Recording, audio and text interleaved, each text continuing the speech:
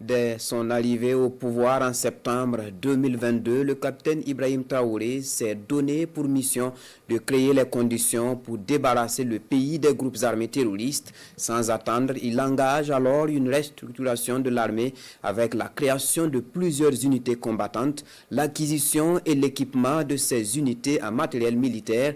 Les dotations se sont donc poursuivies avec l'acquisition de matériel militaire terrestre et aérien de dernière génération. Retour sur toutes ces réformes et ces acquisitions dans ce commentaire de Momoni Wanga.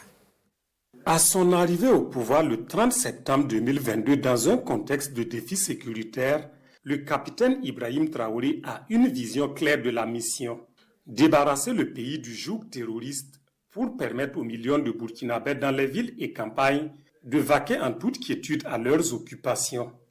Pour y arriver, des stratégies et logistiques nouvelles se sont avérées nécessaires pour une armée jusqu'alors sous-équipée et en sous-effectif.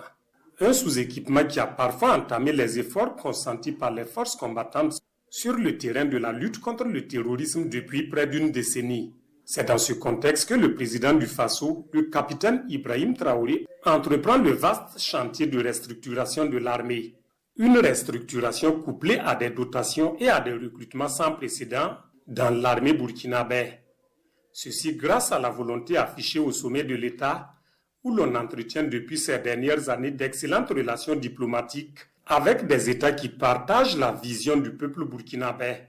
S'enchaînent alors les acquisitions à répétition, des armes individuelles, des armes collectives, d'importants moyens roulants et aériens dont des drones sont remis par le chef de l'État à la hiérarchie militaire, de la logistique qui permet aujourd'hui une amélioration conséquente du paquetage du soldat burkinabè en mission sur les différents théâtres d'opération.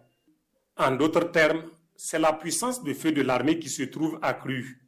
Fort de ces acquisitions, finit la sous-traitance du renseignement. L'armée burkinabè est aujourd'hui capable de poursuivre l'ennemi jusqu'à son dernier retranchement. En témoignent les récurrentes frappes de drones qui déciment de jour en jour les effectifs dans les rangs de l'ennemi, de l'armement acquis sur fonds propres par l'État burkinabè, en grande partie grâce à la contribution du peuple burkinabè, plus que jamais décidé à financer sa guerre à travers le Fonds de soutien patriotique.